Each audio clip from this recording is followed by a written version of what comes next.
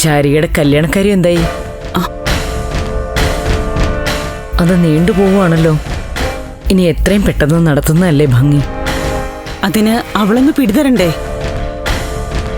ചോദിക്കുമ്പോ പറയും പഠിത്തം കഴിയട്ടെ എന്ന്, പഠിത്തം കഴിയുമ്പോ പരീക്ഷ കഴിയട്ടെ എന്ന്, പിന്നെ ജോലി കിട്ടട്ടെ എന്ന്. ഇപ്പോഴത്തെ പെൺകുട്ടികൾക്ക് വിവാഹത്തിനൊട്ടും ധൃതിയില്ല, പലർക്കും താല്പര്യവുമില്ല.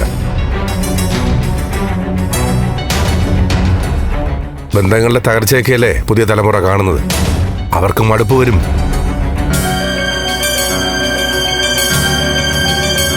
എന്തായാലും ശാരികയുടെ കല്യാണം നമുക്ക് എല്ലാവർക്കും കൂടി മംഗളമായിട്ട് നടത്തണം. അതെ, ഞങ്ങളും അതിനുവേണ്ടിയാ കാല് പിടിക്കും പോലെ അവളോട് പറയുന്നത്. പക്ഷെ അവള് പിടിതരണ്ടേ? എത്ര നല്ല ആലോചനയാ നവീന്റേത്. കുറ്റം പറയാൻ ഒന്നുമില്ല.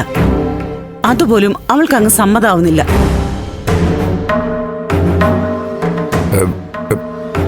ഇനി അവൾ മറ്റാരെങ്കിലും മനസ്സിൽ കണ്ടിട്ടുണ്ടോ? ഏയ്, അതൊരിക്കലും ഉണ്ടാവില്ല സാർ.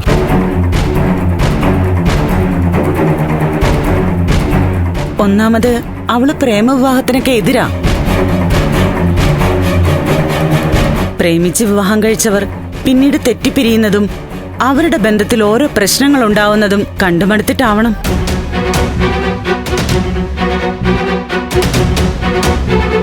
പ്രേമവിവാഹം എന്ന് കേട്ടാലേ അവൾക്ക് കലിയ.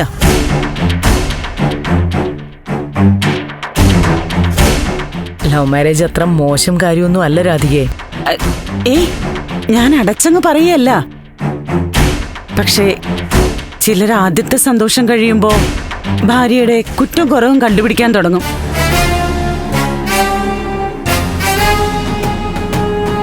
മറ്റു സ്ത്രീകളെ കാണുമ്പോ അവരതിലങ്ങ് ഹരം കൊള്ളും.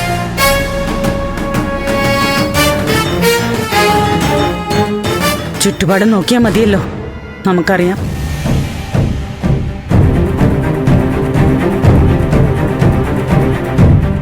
പെൺമക്കളെ എന്തുമാത്രം പ്രതീക്ഷയോടുകൂടിയാ അച്ഛനമ്മമാർ കല്യാണം കഴിച്ചയക്കുന്നത്.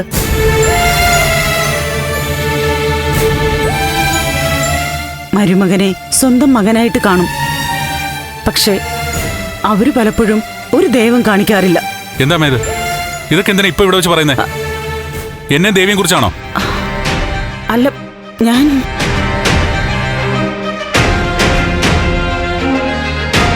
ചില കാര്യങ്ങളെക്കുറിച്ച് പറയാനുള്ള അവകാശമില്ലേ? അതുണ്ട്. പക്ഷെ പറയുന്നത് വ്യക്തമായിട്ട് തുറന്നു പറയണം.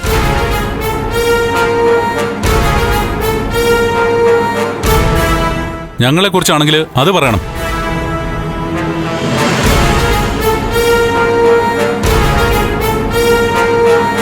അമ്മേ, നമുക്ക് വേറെന്തെങ്കിലും സംസാരിക്കാം.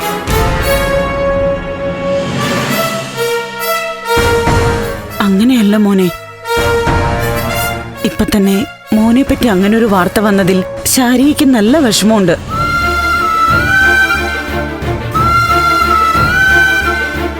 അവളുടെ കൂട്ടുകാരികൾ കളിയാക്കിയെന്നാ പറയുന്നത്.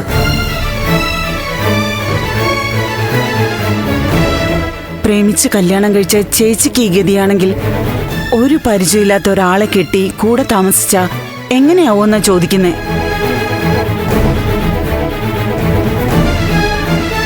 അവൾക്ക് വിവാഹം ഇഷ്ടമില്ലാത്ത പോലെയാ എനിക്ക് തോന്നുന്നേ. പിന്നെ പ്രേമിച്ച് വിവാഹം കഴിക്കാൻ അവൾക്ക് ഒരിക്കലും താല്പര്യം ഉണ്ടാവില്ലല്ലോ. ശാരികയ്ക്ക് പ്രേമവിവാഹം ഇഷ്ടമല്ലേ? അല്ല, ആരാ പറഞ്ഞേ? അവൾ ഒരാളെ പ്രേമിക്കുന്നുണ്ട്.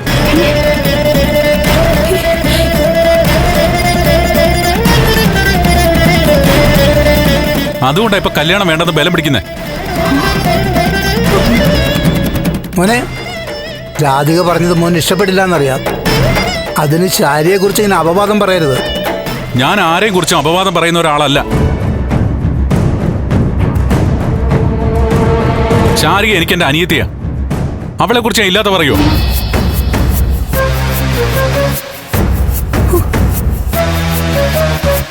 നന്ദ, നീ വ്യക്തമായിട്ട് ആലോചിച്ച കാര്യങ്ങൾ പറയാവൂ. അങ്ങനെ തന്നെയാ പറയുന്നേ. ശാരികയ്ക്കൊരു പ്രേമമുണ്ട്.